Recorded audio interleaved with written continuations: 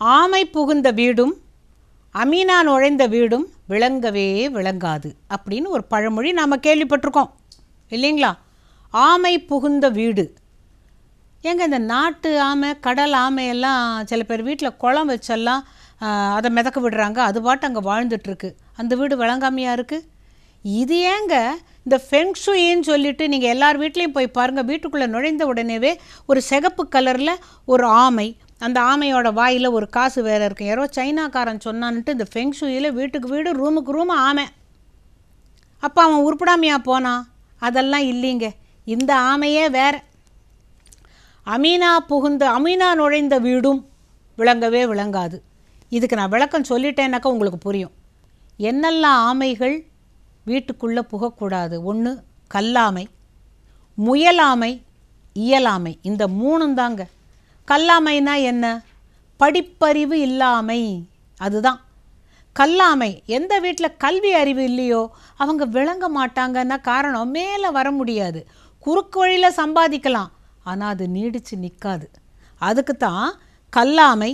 முயலாமைனாக்கா சோம்பேறித்தனம். எதுக்கு நம்ம செய்யணும், யாரோ செய்கிறாங்க, நம்ம அதை அனுபவிச்சுட்டு போகிறோங்கிறத முயலாமை இருக்குல்ல, அது என்ன ஆகும்? இயலாமை.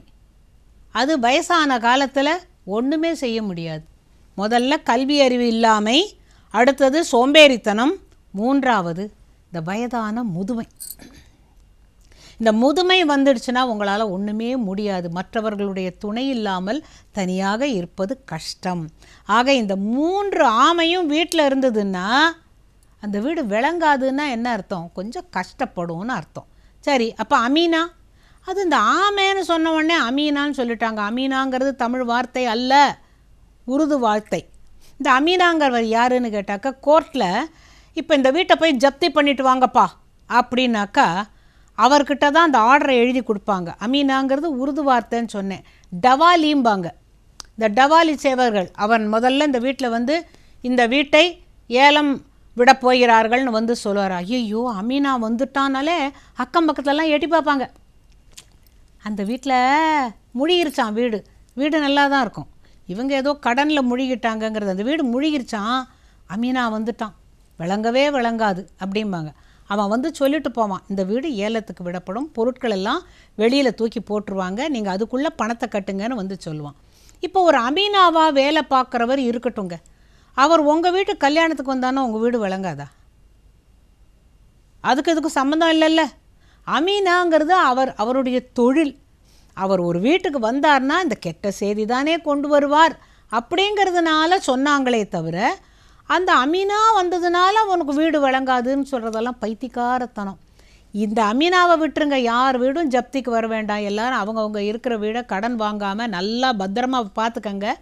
கல்லாமை, முயலாமை, இயலாமை, இந்த மூணு ஆமையும் வராமல் பார்த்துக்கிட்டா அதுவே பெருசு. அடுத்து வர பழமொழி எல்லாரும் சொல்கிறது தான், 1000 பேரை கொன்றவன் அரை வைத்தியன். அப்போ அவன் முழு வைத்தியன் ஆகணும்னா 2000 பேரை கொல்லணுமா? பைத்தியக்காரத்தானாங்க. கண்டிப்பாக இது இப்படி சொல்லியிருக்கவே மாட்டாங்க. 1000 வேரை கண்டவன் அரை வைத்தியன். எப்படின்னு கேட்டால், ஒரு ஆசான் இருப்பார். ஆசான்னா மருத்துவர். அவர்கிட்ட சிஷ்ய பிள்ளைங்கள்லாம் இருப்பாங்க. அவங்கள்ட்ட கழுவம்னு ஒன்று இருக்கும். கழுவம் கேள்விப்பட்டிருக்கீங்களா? அந்த கழுவத்தில் பச்சிலையெல்லாம் போட்டு மேலே ஒரு சின்ன ஒரு உலக்கையை கொடுத்து இதை அப்படியே தேய்ச்சிக்கிட்டுரும்பாங்க. அதாவது வேகமாக இடிக்கக்கூடாது, இப்படியே தேய்ச்சிட்ருக்கணும், அந்த பச்சிலை சாரை நான் எடுத்துப்பேன் பாரு.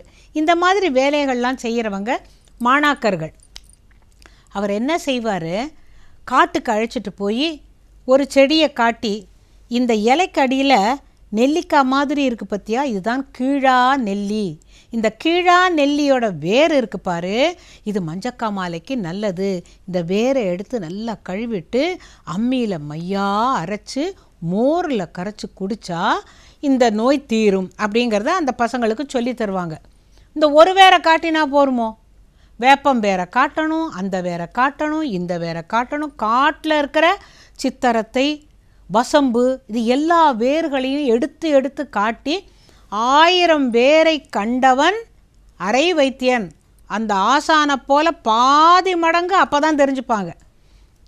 அதுக்கப்புறம் என்ன செய்யணும், தன்னுடைய ஆசான் எப்படி குணமாக்குறாரு, வரவங்களுடைய நாடி எப்படி பார்க்குறாரு, எப்படிப்பட்ட 2 பேரும் வயிற்று வலின்னு வந்தாக்கா 2 பேருக்கும் ஒரே மருந்து அந்த ஆசான் தரமாட்டார். உனக்கு என்ன அறிகுறிகள்ங்கிறத கேட்டுட்டு உனக்கு தகுந்தது, உனக்கு அஜீரணத்தினால உனக்கு வயிற்றில் கட்டி இருக்குங்கிறத அவருக்கு தெரியும். இந்த பல்ஸ் பிடிச்சு பார்க்குறாங்கல்ல, அந்த ஆசானுக்கு தெரியும். வேரை மட்டும் கண்டவன் அரை வைத்தியனாகத்தான் இருக்க முடியும்.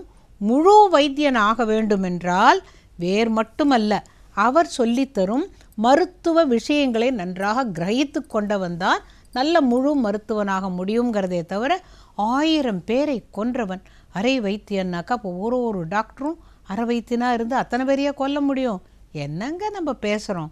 இந்த பழமொழி திரியலாம், ஆனால் உங்களுடைய மனசு திரியக்கூடாது. தமிழில் இப்படி இருந்திருக்க முடியாது அப்படிங்கிறத நீங்கள் நினச்சி பார்க்கணும். அங்கே எனக்கு இயலாமை முயலாமையெல்லாம் சொல்லக்கூடாது, ஒரு ஆமையும் சொல்லக்கூடாது. எல்லாரும் கற்க வேண்டும், அதன்படி நிற்க வேண்டும்.